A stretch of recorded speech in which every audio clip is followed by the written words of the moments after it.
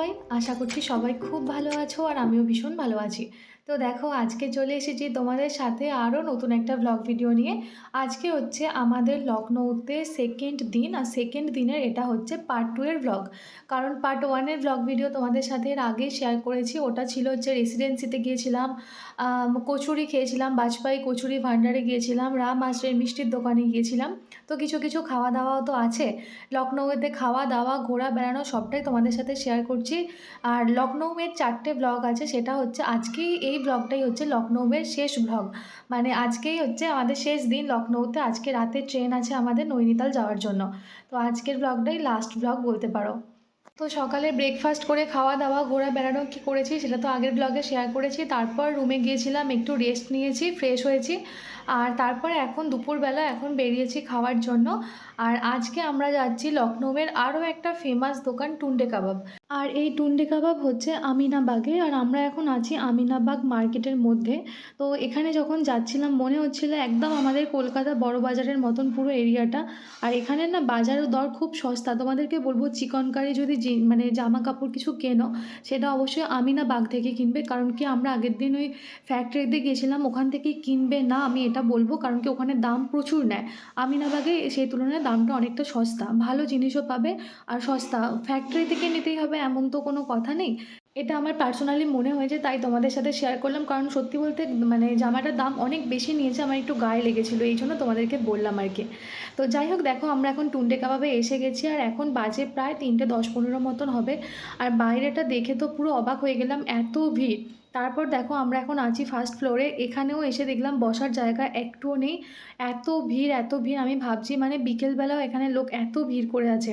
আসলে লখনৌয়ের টুন্ডে কাবাব যে ফেমাস মানে এটা আমার মতন আর সবাই জানে, সেই জন্যই এখানে এখনও পর্যন্ত এত ভিড়। তো দেখো তারপর কোনো রকম একটা বসার জায়গা পেয়েছি আমরা। এখানে এত পরিমাণ ভিড় মানে সিট খুঁজতে খুঁজতে উপরে গেলাম, ফার্স্ট ফ্লোর পুরো বুক। এখানে বেসে এলাম, বেসেও পুরো একদম ভিড়, কোনো রকমের দুটো সিট পেয়েছি, বসেছি। তো এত ভিড়, তোমাদের তো জাস্ট দেখালাম ভিড়টা।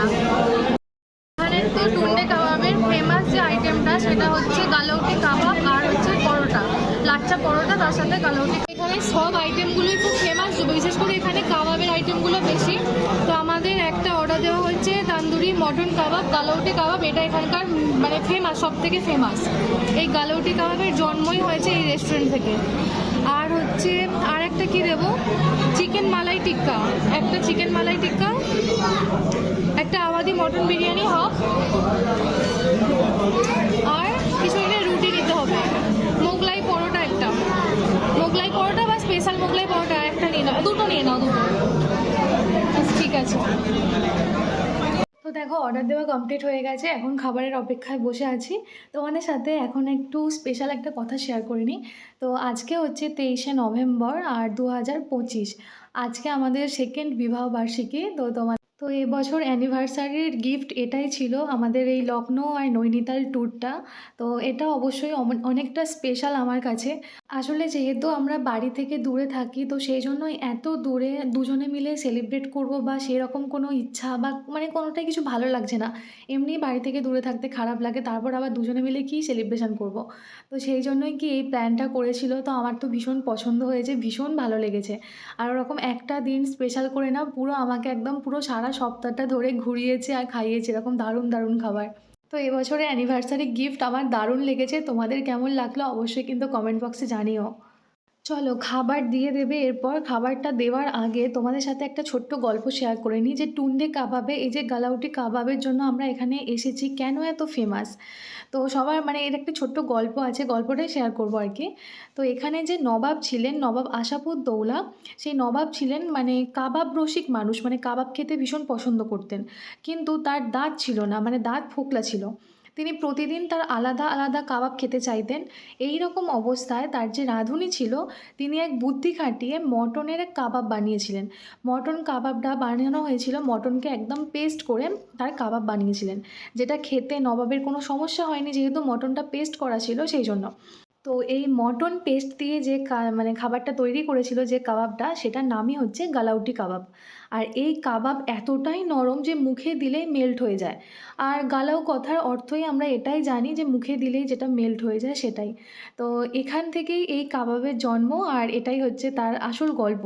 তো যাই হোক, এই কাবাবটা খেতে হয় মানে পরোটা দিয়েই। তো সেজন্য আমরা পরোটা আর কাবাব অর্ডার করেছি। আর দামগুলো তো মোটামুটি, যখন আমি রেস্টুরেন্টে কি অর্ডার করব ঠিক করছিলাম তখনই দামটা মোটামুটি দেখে নিয়েছো, সেজন্য আর আলাদা করে কিছু দামটা বললাম না। তবে তোমরা এখানে এলে টুন্ডে কাবাবের গালাউটি কাবাবটা অবশ্যই খেও। কারণ এরপর আমরা হচ্ছে যেদিনকে ব্যাক করলাম নৈনিতাল থেকে, সেদিন আমাদের রাতে ট্রেন ছিল আবারও লখনৌ থেকে, মানে লখনৌ থেকে বেনারস আসার ট্রেন ছিল। তো সেখানে কিছুটা সময় পেয়েছিলাম। সেই দিন আমরা দাস্তারখানায় গেছিলাম। তো সেখানের বিরিয়ানিটা খুব ভালো ছিল, বাট এটা খেয়েছিলাম, গালাউটি কাবাবটা খেয়েছিলাম, অতটা ভালো লাগেনি আমার। তো যাই হোক, এটা আমার পার্সোনাল মতামত, যেটা আমার মনে হয়েছে সেটা তোমাদের সাথে শেয়ার করলাম। এখানে সব দোকানেই গালাউটি কাবাব পাবে, কিন্তু তোমাদেরকে আমি রিকোয়েস্ট করব অবশ্যই টুন্ডে কাবাবের গালাউটি কাবাবটা একবার খেও। অসাধারণ খেতে, অসম্ভব সুন্দর।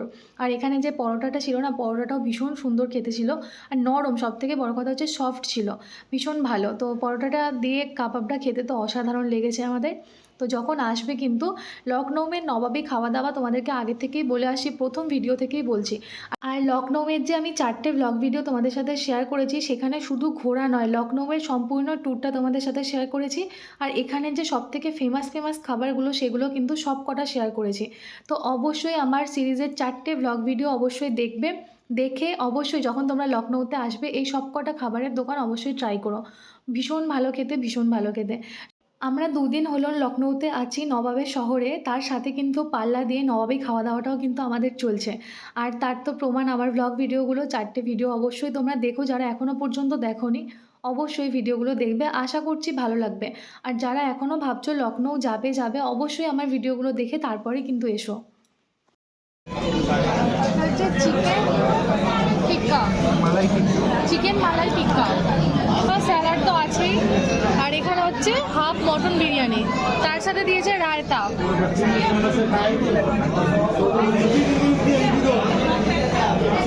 তো দেখো আমাদের খাওয়া হয়ে গেছে। আর যখন বেরোচ্ছিলাম তখন দেখি টুন্ডে কাবাবে যে সমস্ত স্টারেরা এসেছে, তো ওনাদের কিছু ছবি ছিল, মানে ওনারের সাথে কিছু ছবি ছিল।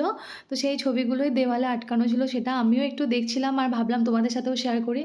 আসলে যে কটা মানে খাবার দোকানে গিয়েছিলাম আগে সব দোকানেই এই জিনিসটা দেখেছিলাম, মানে সেলিব্রিটি মানুষ যারা আছে তারা এসেছিল এবং ছবিগুলো আটকানো আছে দেওয়ালে।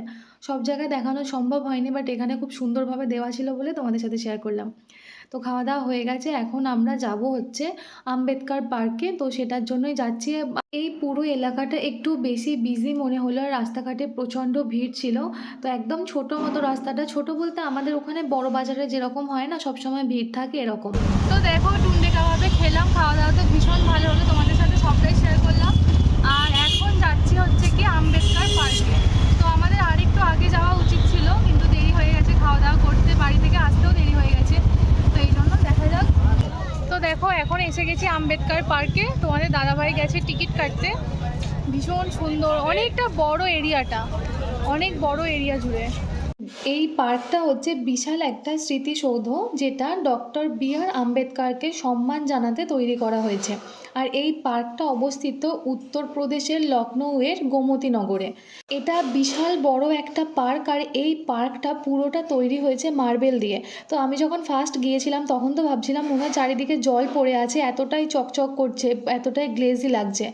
তো যাই হোক, তো এটা পুরোটাই হচ্ছে মার্বেল দিয়ে তৈরি, আর এটা সম্ভবত বেলে পাথর দিয়ে তৈরি করা হয়েছে। এই পার্কটার মধ্যে প্রচুর মানে হাতির মূর্তি আছে, আর এরকম বড় বড় স্তম্ভ রয়েছে। হাতির মূর্তি এখানে প্রায় 124টা মতন হাতির মূর্তি আছে, যেটা দুটো সারিতে আছে মুখোমুখি, মানে প্রতি সারিতে 62টা করে আছে। আর এটা তৈরি করা হয়েছিল, মানে ওপেন করা হয়েছে আর কি 2008 সালের 14ই এপ্রিল। তৈরি করা হয়েছে উত্তরপ্রদেশের সেই সময় যিনি মুখ্যমন্ত্রী ছিলেন মায়াবতী, তো ওনার দ্বারাই এটা তৈরি করা হয়েছে। ওপরে যাচ্ছি, জাস্ট এখান থেকে ভিউটা কি সুন্দর লাগছে, পুরো পার্কটা দেখা যাচ্ছে ওপর থেকে। সব ছোট্ট ছোট্ট মানুষগুলো হাঁটছে, মনে হচ্ছে একদম ছোট্ট ছোট্ট। এই যে দেখো এটার ওপরে আসছি, সেই যেইখানটা থেকে পাশে সূর্যটা ছিল দেখা যাচ্ছিল সেইখানটা। দেখো একদম উপরটায় এসেছি আর নিচের মানুষগুলোকে একদম ছোট্ট ছোট্ট মনে হচ্ছে। আর পার্কটা ভীষণ বড়, ভীষণ বড়। মানে আর বিকালের দিকে এই জায়গাটা আসতে হবে, কারণ সকালের দিকে প্রচুর রোদ থাকে মনে হবে, এতটা মানে ঘুরতে অনেক কষ্ট হয়ে যাবে।